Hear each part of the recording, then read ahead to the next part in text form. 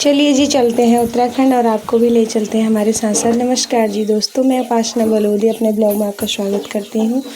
तो हम सुबह सुबह निकल गए थे 5 बजे, क्योंकि हमें नीम करौली बाबा जी के दर्शन करने जाना था, जो कि कैंची धाम में नैनीताल, भीमताल और भवाली के बीच में ही कहीं है। और हम निकल गए थे सुबह सुबह 5 बजे।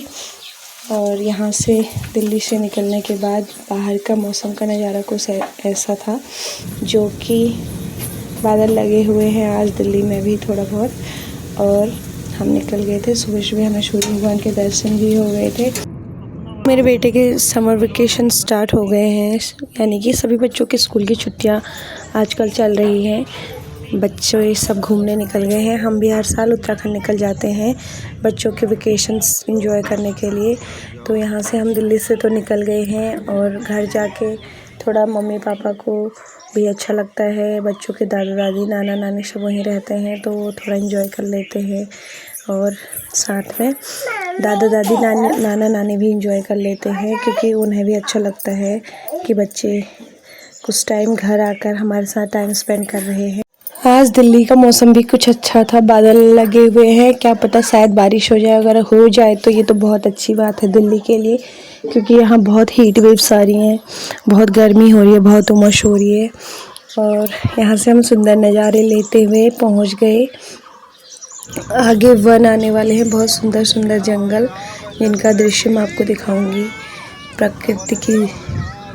प्राकृतिक जो दृश्य होते हैं वो दिल्ली में तो मिलेंगे नहीं। तो आगे थोड़ा सा आगे जाके हम यूपी में एंटर किया हमने, तो यहाँ से थोड़ी देर बाद उत्तराखंड भी स्टार्ट हो जाता है। तो इस उत्तराखंड की तो बात ही अलग है दोस्तों, क्योंकि वहाँ कभी भी इतनी गर्मी नहीं पड़ती है और कभी भी हरियाली नहीं जाती है।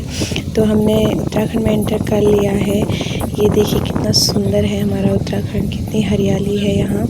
और यहाँ पे मुझे एक टी स्टॉल मिला, जिसकी मैंने पिक लगा ली थी, क्योंकि ये कुछ यादें होती हैं। और ये देखिए कितने सुंदर फूल खिले। आगे हनुमान जी का मंदिर भी है, और वहाँ की थोड़ा सा मैं वीडियो क्लिप ले नहीं पाई, क्योंकि उस टाइम पे शायद मेरी बेटी को वॉमिट वगैरह हो गई थी। और आगे एक सुंदर सा शहर भी है, तो वो उसका नाम भी मुझे पता नहीं है, नैनीताल है या भीमताल है या फिर क्या है, क्योंकि मैं उधर कभी गई नहीं हूँ। उधर जाने का हमारा कोई वो नहीं बनता है, क्योंकि हम थोड़ा सा अलग साइड के हैं, हम अल्मोड़ा के हैं। इधर आज हमने बाबा जी के दर्शन करने के लिए आए हैं। तो देखिए कितना सुंदर शहर बसा हुआ है इन पहाड़ों के बीच में। और आगे हमारे उत्तराखंड की बसें आ रही हैं, जिनमें हम कभी स्कूल जाया करते थे।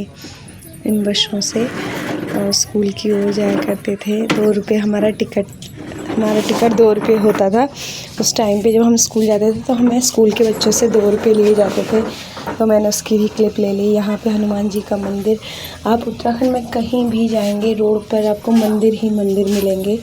ये हमारे उत्तराखंड की खासियत है। यहाँ हम बाबा जी के मंदिर पहुँच गए हैं।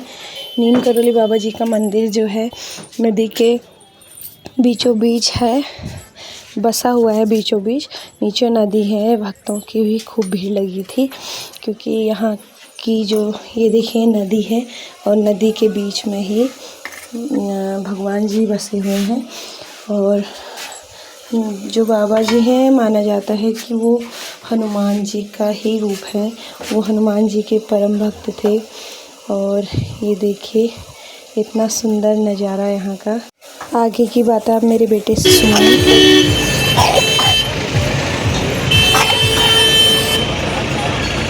अब बोलो। दर्शन हो गए अब बाबा जी के। देखिए गाइस ये सुंदर व्यू। कहाँ का? ये नीम करौली बाबा जी का। यहाँ पे कंस्ट्रक्शन भी हो रहा है, पर आगे कौन सी रिवर है उसका नाम तो नहीं पता, पर बहुत ही ज़्यादा ब्यूटीफुल है। और पास में बंदर भी घूम रहे हैं। उस पेड़ पे एक बंदर लटका है प्रसाद खाने के लिए, और चोरी छुपे। तो दोस्तों सुंदर बाबा जी के दर्शन के बाद अब निकल चुके हैं हम लोग यहाँ से नीम करौली जी के दर्शन करने के बाद। दिव्यांश बोलो दी, हेलो दिव्यांश, हेलो दुबू, हेलो कहाँ जा रहे हो? कहाँ जा रहे हो आप?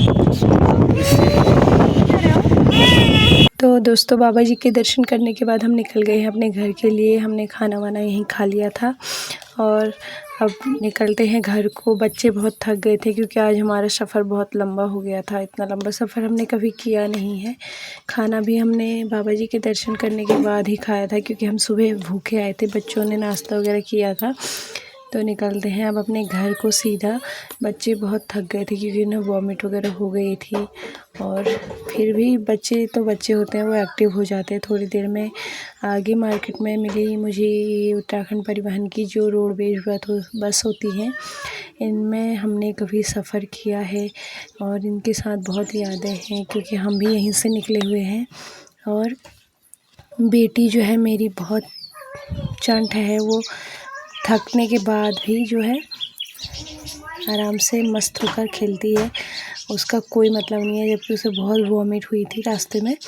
और फिर हम निकले यहाँ से आगे। मैंने कुछ ज़्यादा शूट नहीं किया है क्योंकि हम सब थक चुके थे। घर भी हम 12 बजे पहुँचे तो उसमें भी हमने कोई शूट नहीं किया।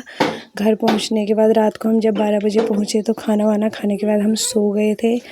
और कैसा लगा आपको मेरा ब्लॉग ये ज़रूर बताइएगा। चैनल को सब्सक्राइब कीजिएगा एंड शेयर एंड कमेंट कीजिएगा। एक लाइक कीजिएगा क्योंकि आपके लाइक से ही मोटिवेट होते हैं हम लोग। और thank you for watching. Bye bye.